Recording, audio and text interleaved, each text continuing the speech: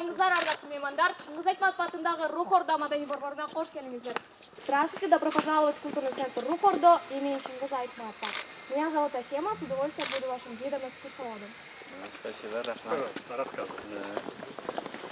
Наш культурный центр Рух Орда открыл свои двери в 2007 году, а с 2008 года стал носить имя Чингиза Айтматова. Рух Орда переводится как Рух, Дух, Орда центр, духовный центр. Духовный центр он неспроста. Тут вы можете увидеть все мировые религии. У каждой из религий есть свои часовни. Все часовни не носят какого-либо религиозного характера, поэтому в них может заходить абсолютно любой желающий.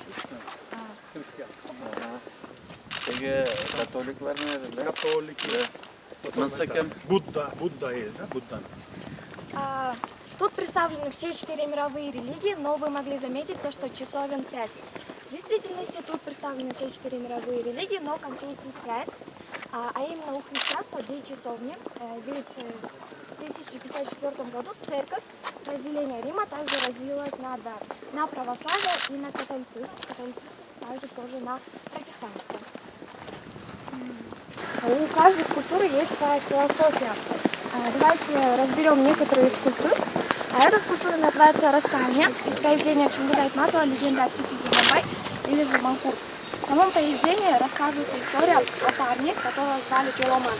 И его взяли в плен и сделали из его раба следующим образом.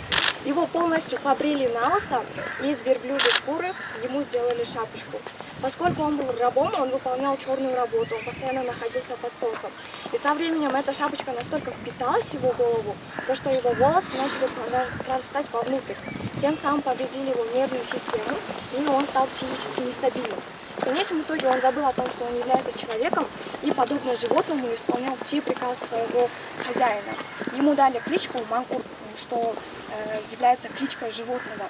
К нему приходит его мать и говорит ему: «Я твоя мать, твой отец Дюнембай, ты из племени Сарбагыш, вспомни». Но он никак не может вспомнить и по приказу своего хозяина убивает свою собственную мать. Позже, по легенде, мать обернулась в птицу, ее назвали птица Дюнембай, предвестник беды.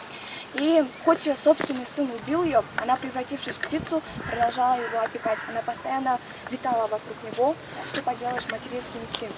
Своим этим произведением Чингиз Айтматов хотел предупредить весь кыргызский народ, все человечество, чем может обернуться беспамятство, то есть рабство.